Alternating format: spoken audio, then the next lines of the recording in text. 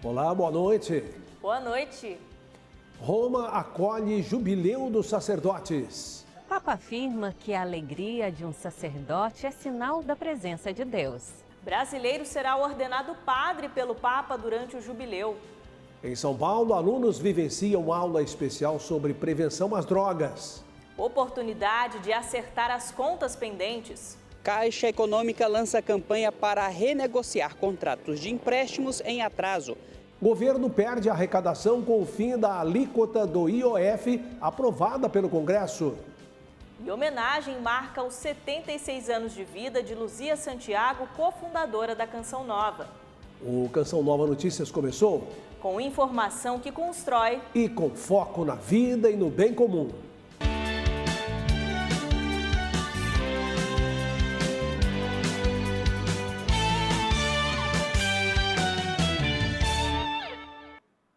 Durante 3 dias, o Vaticano reúne padres de diversos países para momentos de oração, formação e confraternização.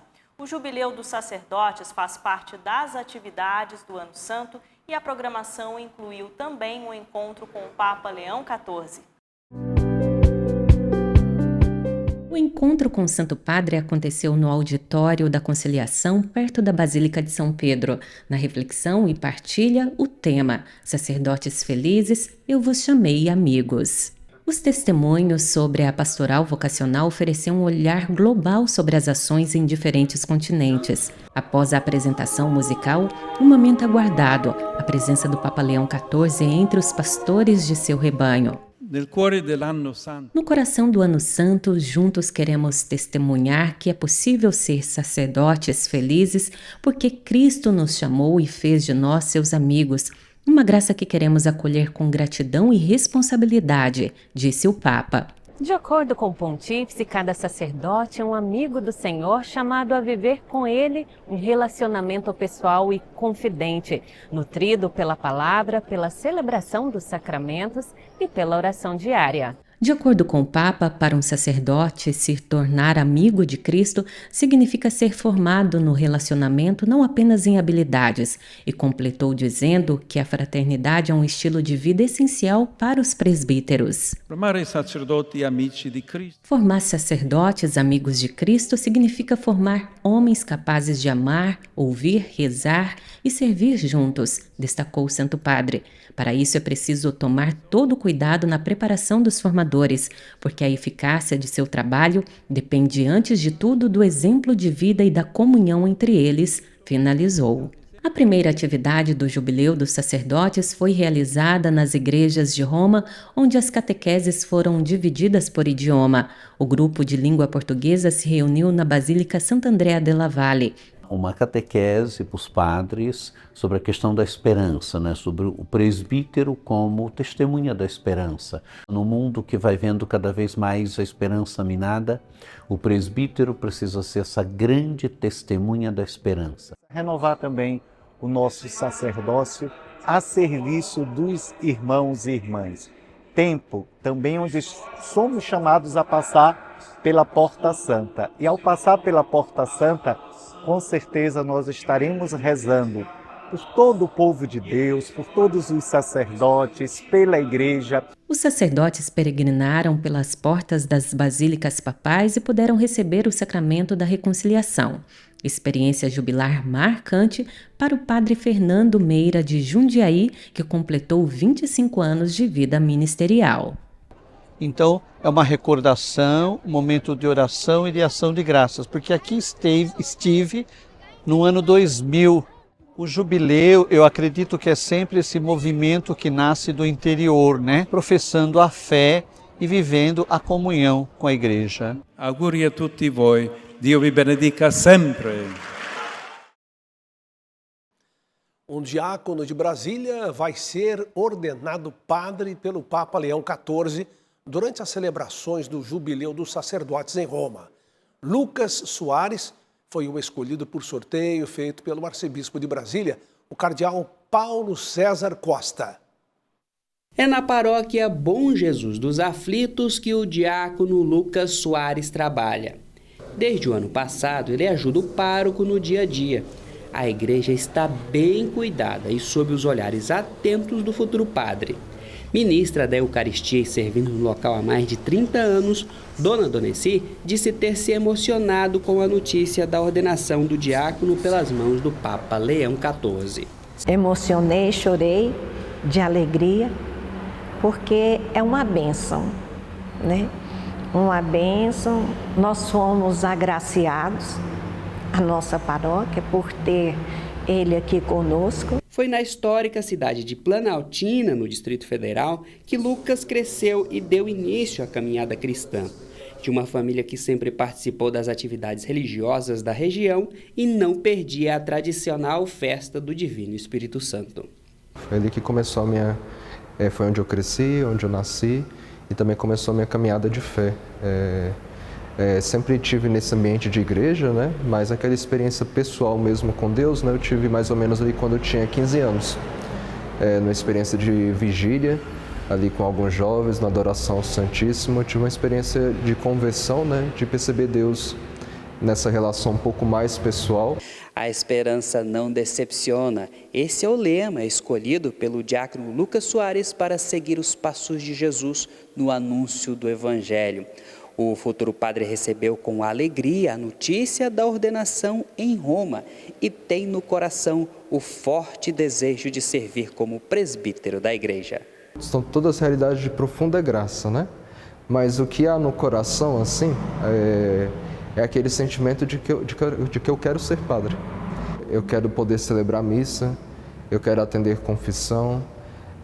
Então, diante dessas inúmeras graças, das quais assim, eu muito me alegro, de ser ordenado na Praça de São Pedro, de ser ordenado pelo Papa Leão XIV. Uma das graças das quais eu estou mais me alegrando nesse período, né, é a graça de ser ordenado padre. A escolha de Lucas para a ordenação durante o Jubileu dos Sacerdotes foi por meio de um sorteio. O Vaticano enviou pedido para o envio de diáconos de todo o mundo para participar do encontro com o Papa Leão XIV.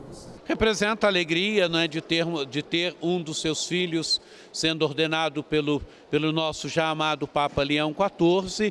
Não foi um pedido da Arquidiocese de Brasília, essa ordenação faz parte da programação do Jubileu. A ordenação está marcada para o dia 27 de junho, na solenidade do Sagrado Coração de Jesus, na Praça de São Pedro, no Vaticano.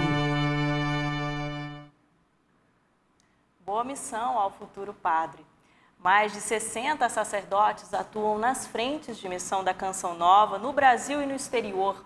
No próximo domingo, a comunidade celebra a ordenação diaconal e presbiteral de mais 7 membros. Os candidatos vivem a expectativa para este passo importante na caminhada vocacional.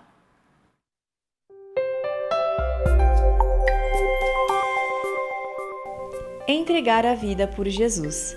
Convite aceito pelos seminaristas Ângelo, Júnior e Renê, que serão ordenados diáconos. Um operário, alguém que foi chamado por Cristo, alguém que se deixou ser encantado por Cristo e chega ao grau da ordenação diaconal apaixonado por Jesus. O Senhor continua me chamando e eu dou a minha resposta que sim, eu estou aqui. São passos concretos para a vocação. E me lembra muito aquilo que o Padre Jonas sempre falava, né? Só é feliz quem realiza a sua vocação. Então, é dando esse passo que a gente também vai alegrando o nosso coração e realizando o nosso coração naquilo que é a vontade de Deus para mim.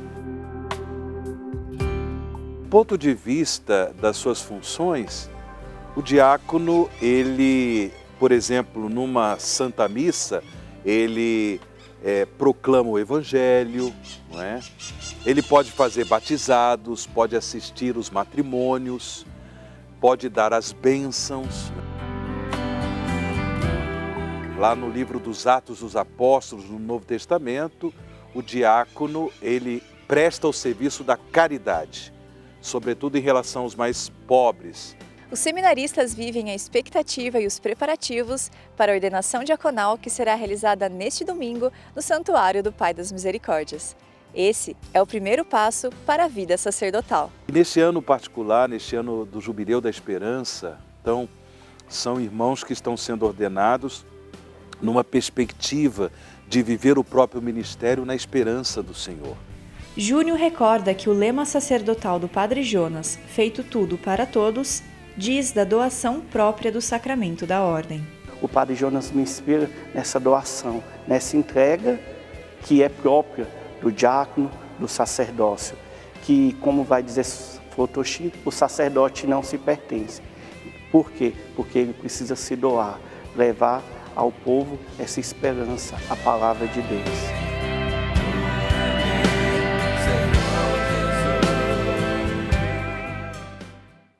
No Dia Internacional de Combate às Drogas, nossa equipe foi conhecer um projeto criado para prevenir a violência e o uso de drogas entre crianças e adolescentes. A iniciativa surgiu nos Estados Unidos e se espalhou pelo Brasil. E hoje foi dia de...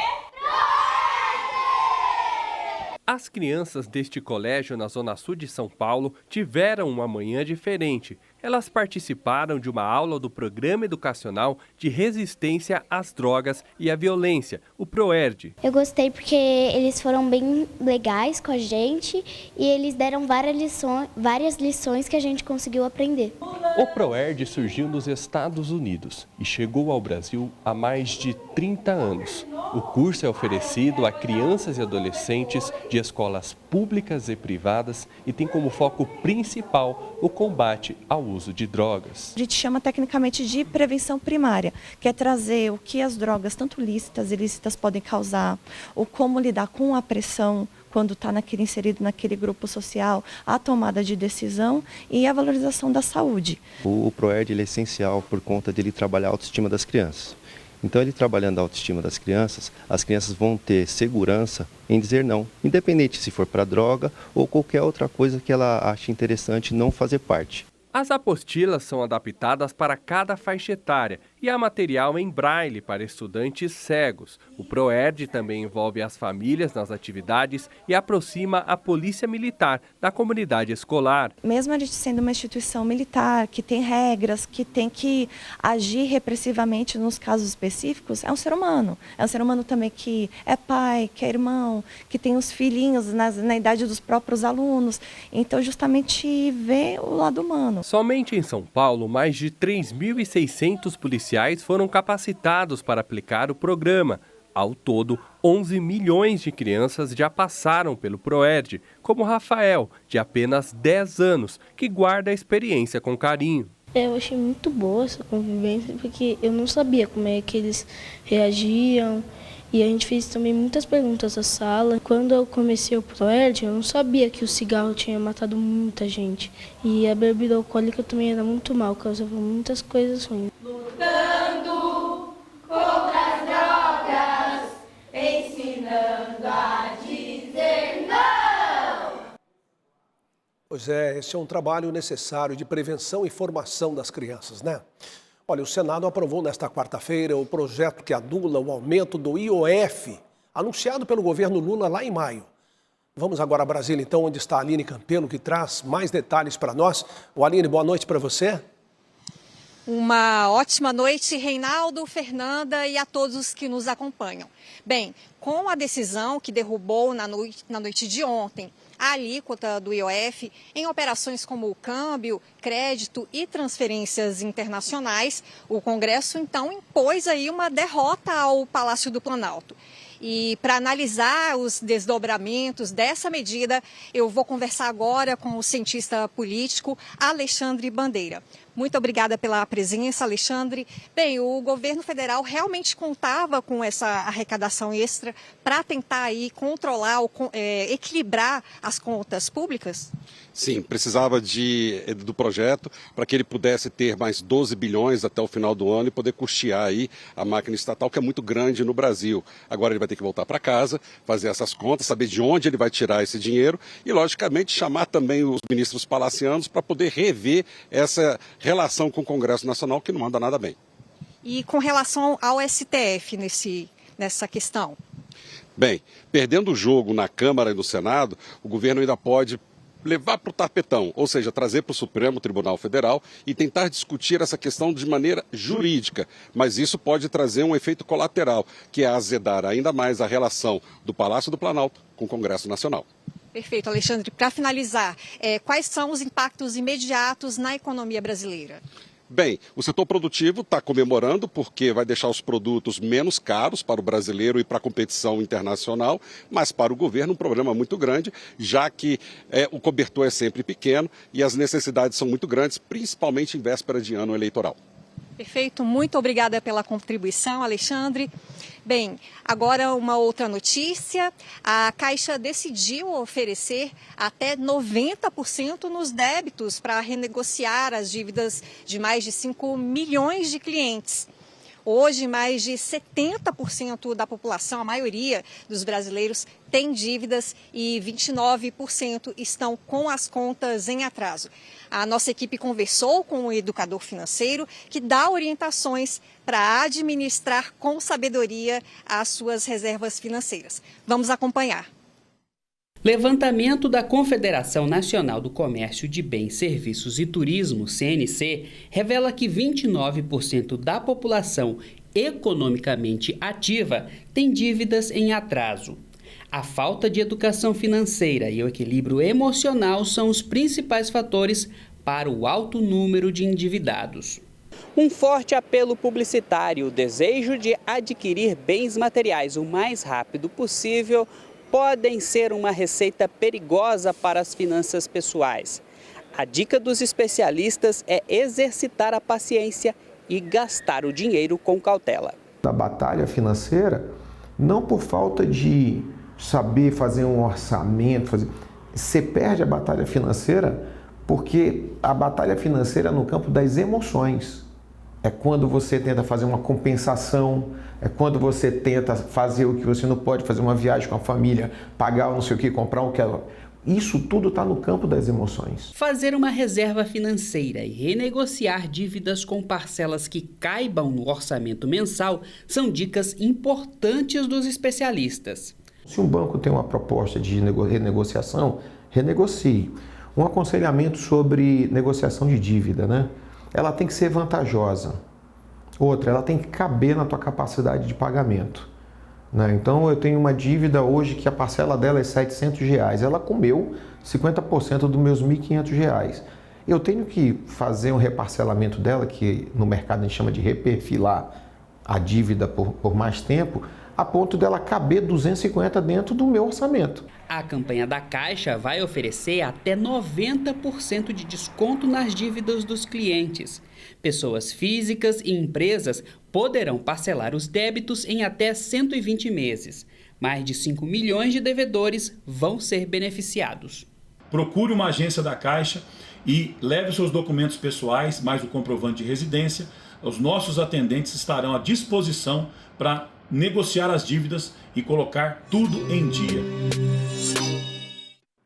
O inverno exige cuidados específicos. Especialistas alertam, por exemplo, para a saúde bucal, que pode ser afetada com a mudança do clima. Com a chegada da estação mais fria, aumenta a procura por agasalhos e bebidas como chá, café e chocolate quente. Mas um detalhe muitas vezes ignorado também merece atenção nessa época: a saúde bucal. Qualquer pessoa está suscetível às dores e desconfortos que aparecem nessa época, mas o acompanhamento periódico com o especialista pode prevenir essa situação.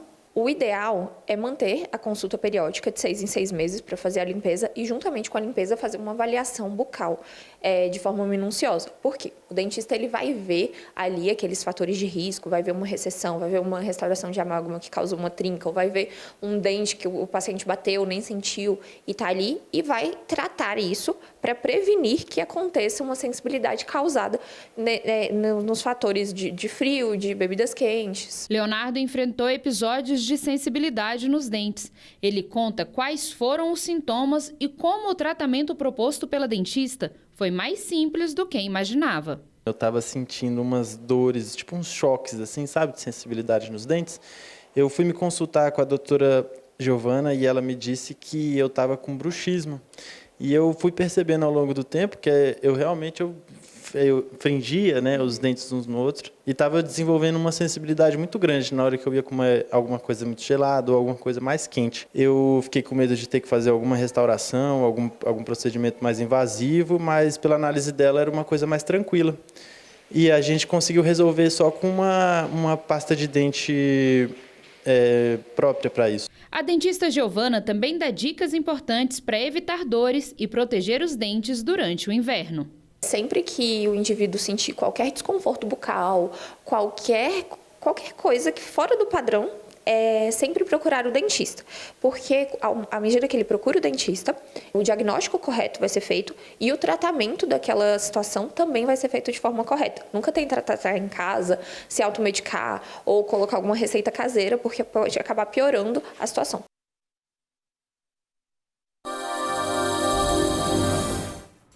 Olá, boa noite. Começamos a previsão pela região sul do país. O tempo segue instável no norte de Santa Catarina e no Paraná. Em Curitiba, há alerta para chuva forte. Já no Rio Grande do Sul, a chuva perde força, mas as temperaturas seguem baixas. A máxima é de 14 graus e mínima de 7 em Porto Alegre. Com o avanço de uma frente fria, as condições de chuva aumentam em São Paulo. Há risco de temporais no oeste, sul e leste do estado. O sol aparece no sul de Minas Gerais. Já no Espírito Santo e aqui no Rio de Janeiro, o tempo permanece firme e sem previsão de chuva. Chove forte no centro-sul e leste de Mato Grosso do Sul. As temperaturas seguem elevadas em boa parte do Mato Grosso e também de Goiás. Já em Brasília, o tempo continua seco por lá. Nessa sexta-feira, a chuva persiste na faixa leste do Nordeste. No Sertão e Agreste, o tempo permanece firme e seco. As temperaturas podem chegar aqui, máxima de 35 graus em Teresina. As pancadas de chuva se concentram entre o Amazonas, Roraima, oeste do Pará e o estado do Amapá. No Tocantins, o tempo continua seco, com umidade relativa do ar abaixo dos 30%. E dando um giro aqui pelo país, vamos conferir as temperaturas. Mínima de 24 graus em Manaus, máxima de 32, mínima de 16 no Rio de Janeiro e máxima de 30 graus. Olha, até o final de julho, muitos brasileiros costumam viajar. Férias pedem descanso, diversão e cuidado também com o orçamento. Com organização e escolhas conscientes, é possível sim viajar sem se endividar, né? Agentes de turismo e economistas explicam como aproveitar este período com tranquilidade. Momento para recompor as energias, cuidar do bem-estar físico e até emocional. Quem não gosta de viajar?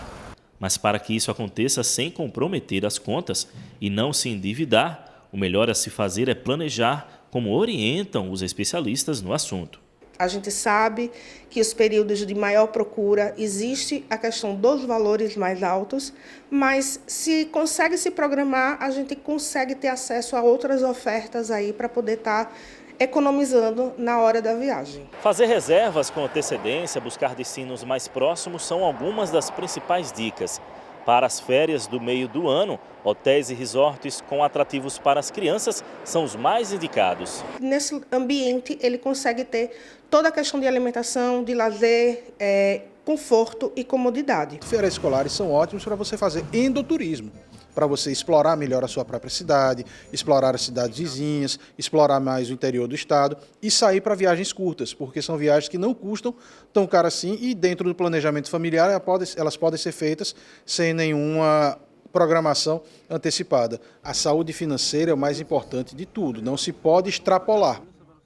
Vamos voltar agora a Brasília com a repórter Aline Campelo, que traz informações sobre o marco da internet que está em julgamento na capital federal. Aline, com você.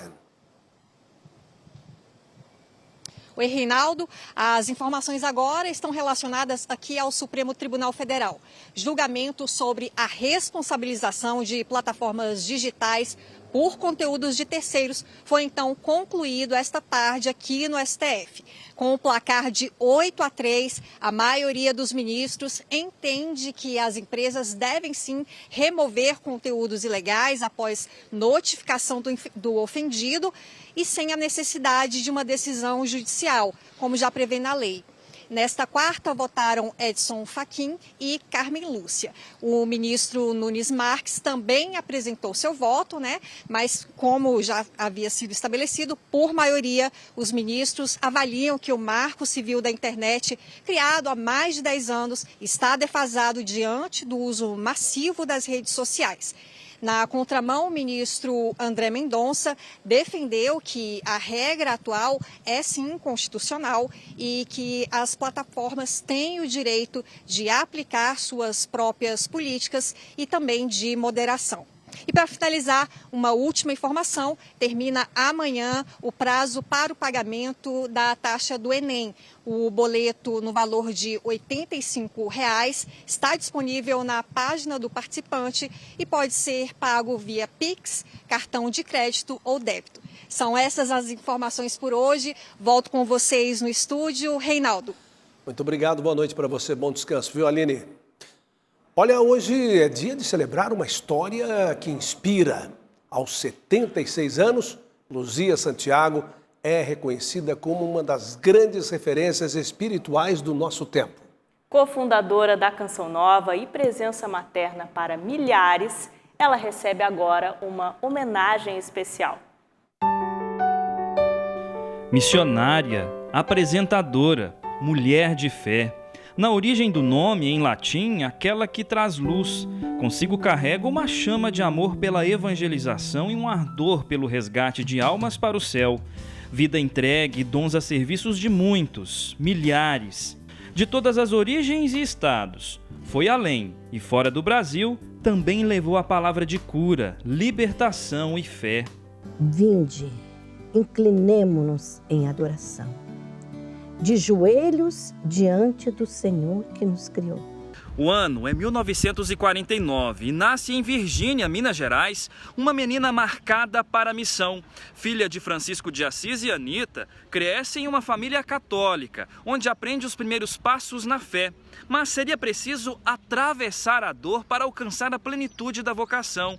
E ao final de junho, entre São João e São Pedro, homens simples, escolhidos por Deus para grandes missões, celebramos a vida desta mulher que também respondeu ao chamado de Deus com coragem e entrega, sinal da vontade do alto na missão de Luzia.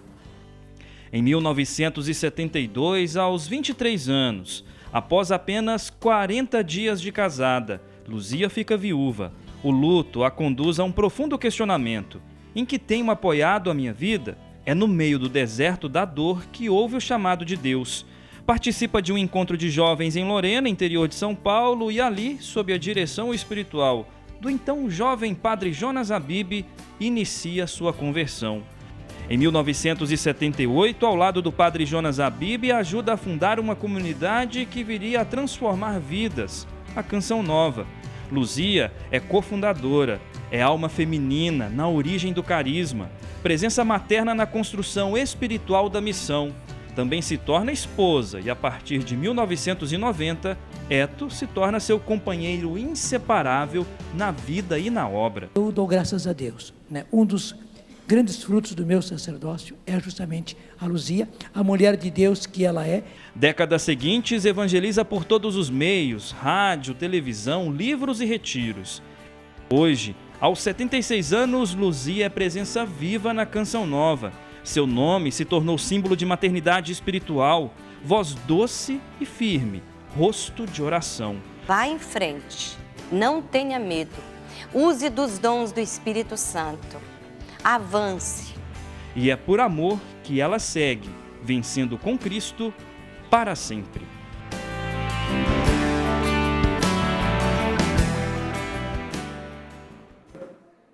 Todo o departamento de jornalismo deseja felicidades à cofundadora da Canção Nova, Luzia Santiago, que Deus a abençoe grandemente.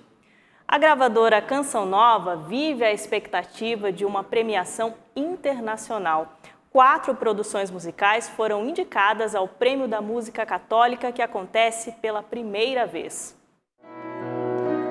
No toque do piano, nas notas do violão. Por aqui a música acontece todos os dias. Estamos na gravadora Canção Nova e a expectativa agora é sobre o Prêmio Internacional de Música Católica, que acontece no coração da igreja, em Roma.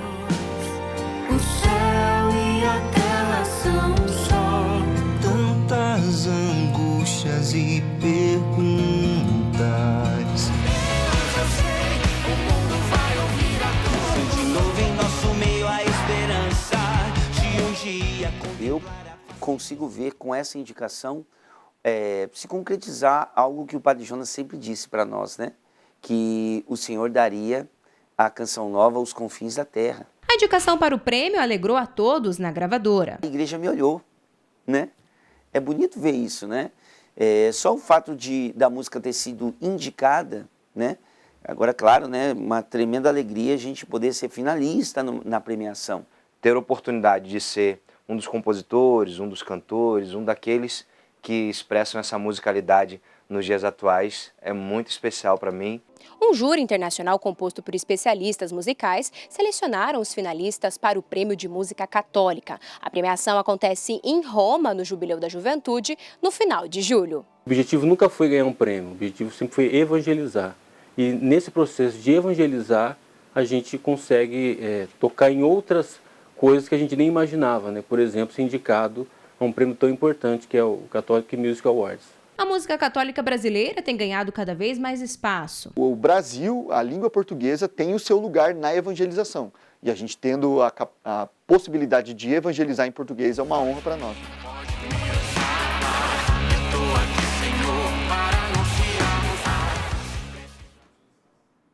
Pois é, que alegria, né? Parabéns a todos os envolvidos, a toda a equipe que está trabalhando e por essa indicação da gravadora Canção Nova. Assista a seguir a transmissão da Santa Missa direto de Brasília. Às 9 tem Escola da Fé e às 10, Além da Notícia. Uma ótima noite, a gente se vê amanhã. Paz para você. Boa noite, até amanhã, se Deus quiser.